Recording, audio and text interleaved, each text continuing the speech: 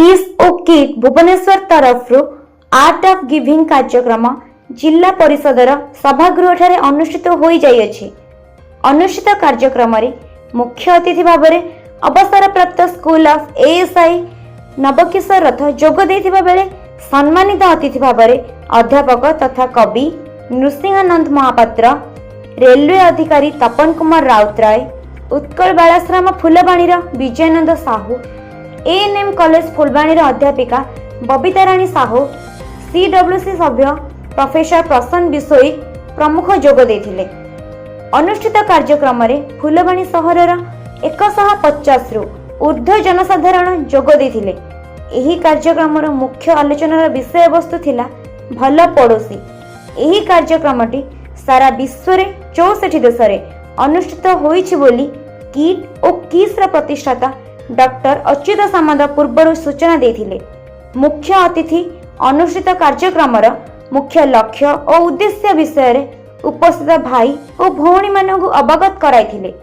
बैठक में सत्यवान दल बेहरा मुख्य अतिथि, सम्मानित अतिथि एवं उपस्थित भाई और भौणी मानकु स्वागत करिथिबा बेले स्वेच्छासेवी रंजन बिंधाणी धन्यवाद अर्पण करथिले।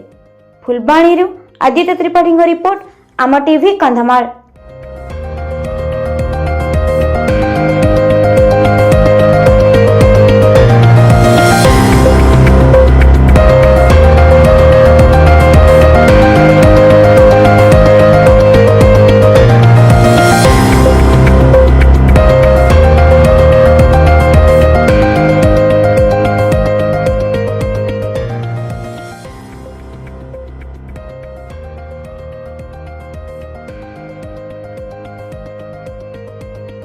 कंधमाल जिलार अनेक स्थान में आज पर्यंत पहुंची पारि नाही मोबाइल नेटवर्क। किछि स्थान रे टावर बसिथिले मध्य ठीक रे काम करू नाही। फल ग्रामवासी को जरूरीकालीन समय रे जोगाजोग करने सहित विभिन्न ऑनलाइन काम पई बहु समस्यार सम्मुखीन होबाक पड़ुछि। फिरिंगिया ब्लॉक डिंडीरा गाँ पंचायत लोके दीर्घ दिन धरी एभली समस्यार सम्मुखीन होई आछुछंती। बारंबार अभियोग और दाबी सत्वे यार समाधान हेउनाही। तेणु आज बाध्य होई रास्ता को ओह्लाइछंती ग्रामवासी।